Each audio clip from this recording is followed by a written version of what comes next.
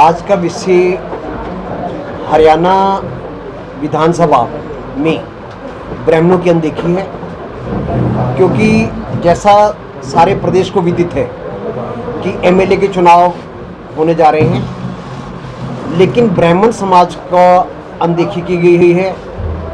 और करनाल कॉन्स्टिट्यूंसी जो ब्राह्मणों की कॉन्स्टिट्यूंसी 1947 से लेकर रही है, जिस पर ब्राह्मणों का पूर्ण अधिकार था, उसको एक राजनीति के तहत ब्राह्मणों को वहाँ से उनका हक होते हुए भी उनसे हक छीना गया है। तो 9 विधानसभा क्षेत्र हैं। 1947 से लेकर आज तक किसी भी 9 विधानसभा क्षेत्र में से किसी भी ब्राह्मण को एमएलए का टिकट नहीं दिया गया, और इस बार भी ऐसा ही होने जा रहा है, जिससे पानीपत करनाल जिले के ब्राह्मण समाज में बहुत ज़्यादा आक्रोश है। और हम ये डिमांड करते हैं कि पानीपत के 9 हलकों में से, पानीपत और करनाल दोनों को मिलाकर जो 4 पानीपत के और 5 करनाल के हैं, 9 हलकों में एक सीट ब्राह्मणों को अवश्य मिलनी चाहिए। अगर नहीं मिलेगी तो ब्राह्मण समाज फिर एक मीटिंग करके विरोध करेगा। और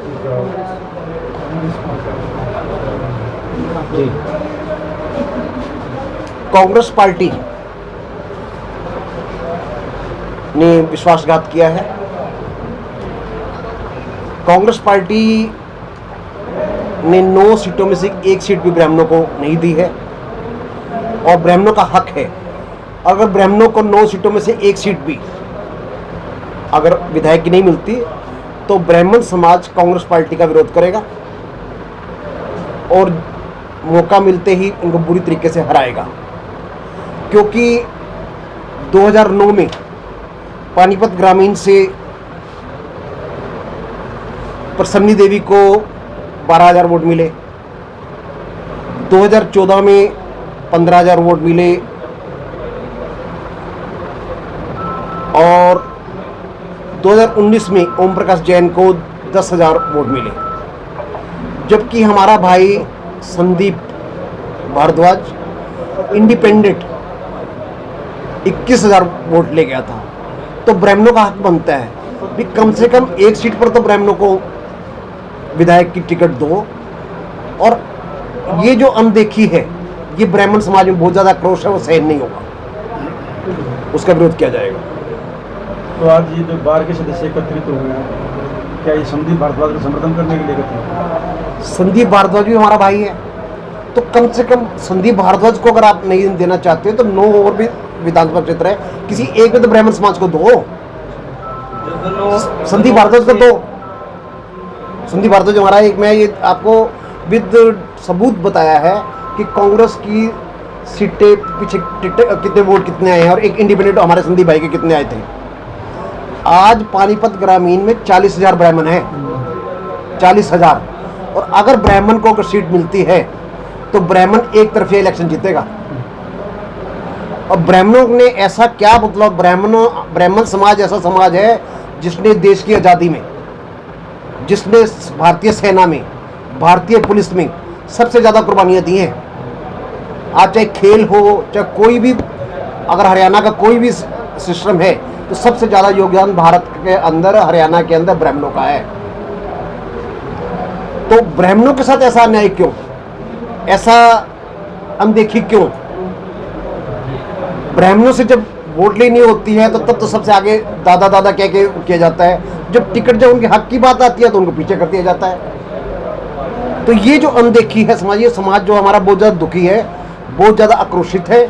और इसके लिए हम जी जान लगाएंगे, या तो हमें टिकट मिले 9 के 9 हलकों में से किसी एक में दे, कम से कम ये तो हो कि पानीपत ग्रामीण से संदीप भारद्वाज को दे रहे हैं, संदीप भारद्वाज को अगर नहीं दे रहे तो किसी और को 9 हल्के और भी तो है, किसी एक में तो दे के दिखाओ भाई हम ब्राह्मणों को मान सम्मान कर रहे हैं।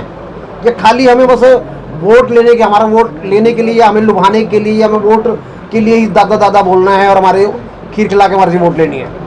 लेकिन साहब, ये मांग आप खाली कांग्रेस पार्टी से कर रहे हो या बाकी सारी पार्टियों से भी कर रहे हो? हमारा कांग्रेस से मेन है, क्योंकि हमारे जो एमपी की जो सीट थी कांग्रेस ने हमारी वो करी है। हमारे पंडित चरंजीलाल जी यहाँ पर कई बार सांसद रहे, हमारे अरविंद शर्मा जी सांसद रहे, वो सीट पहले तो वो सीट हमारी ब्राह्मणों की सीट जो है वो हमारे से खोज ली गई ब्राह्मण समाज से, जिससे ब्राह्मण समाज में उससे बहुत ज़्यादा गुस्सा है। और उसके बाद 9 अब जो विधानसभा का इलेक्शन आ रहा है और 9 सीटें हैं, तो 9 में से कम एक सीट पर तो ब्राह्मण को आप दो।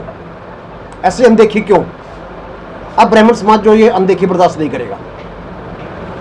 जैसा कि अभी सुनने में आया, संदीप भारद्वाज जी के द्वारा पानीपत ग्रामीण से टिकट मांगी गई है। यदि कांग्रेस इस चीज को अनदेखी करते तो फिर क्या लगता है आपको, क्या होगा? ब्राह्मण समाज इस वक्त बहुत आक्रोशित है। अगर ब्राह्मण समाज को टिकट नहीं मिलती 9 सीटों में से, तो ब्राह्मण समाज एक सामूहिक मीटिंग करेगा अपने समाज की, और जो ब्राह्मण समाज है उसके फिर फैसला लेंगे हम किसका कैसे विरोध करना है, कैसे सबक सिखाना है। लेकिन सबक जरूर सिखाएंगे।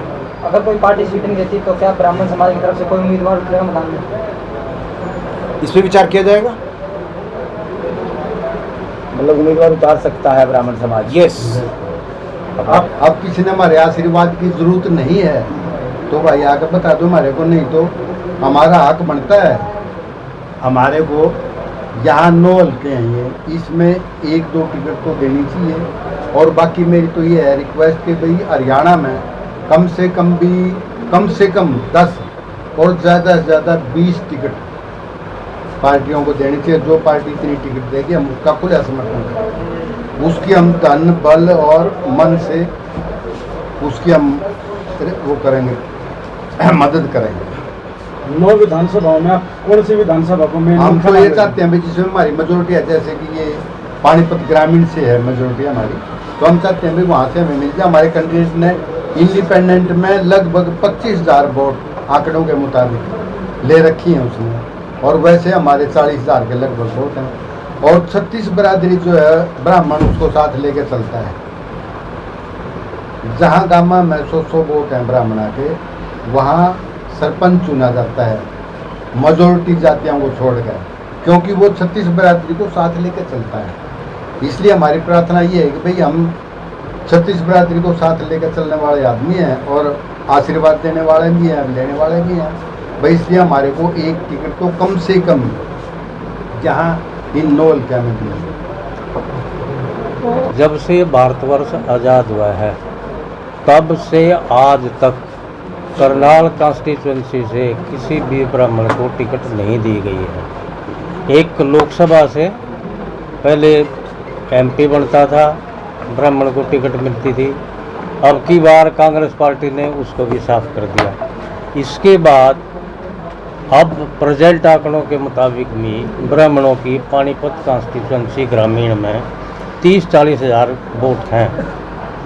इन 30-40 हज़ार वोटों से जब दूसरी कम्युनिटी के इतनी वोट हैं, मुश्किल से इनसे ज़्यादा 10,000 12,000 वोट होंगी, उनको तो 5-6 कैंडिडेट को टिकट दिया जाता है और किसी ब्राह्मण को नहीं, दूसरे को नहीं दिया जाता। तो हमारा कहने का तात्पर्य ये है कि भाई हम वोटर ही बनकर नहीं रहना चाहते। राजनीति में हमारा जब तक विधानसभा में पूरा प्रतिनिधित्व नहीं होगा, हम किसी भी पार्टी को कोई जो है ना वो सहयोग नहीं देंगे, क्योंकि ब्राह्मण को शुरू से और अब तक यही समझा जाता है कि ये कांग्रेस के ज़्यादा अनुयायी हैं, फॉलोवर हैं और तकरीबन उसी के साथ रहते हैं।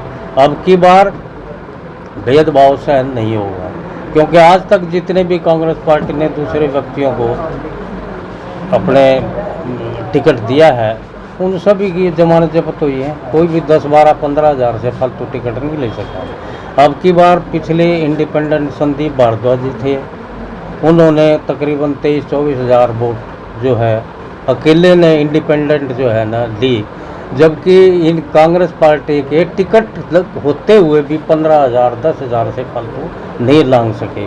इसलिए पढ़ा लिखा भी है, वकील है, कर्मठ है, कार्य कर रहा है, उसको हमारी तो सिफारिश यही है कि संदीप जी को कांग्रेस की तरफ से वोट दी जाए।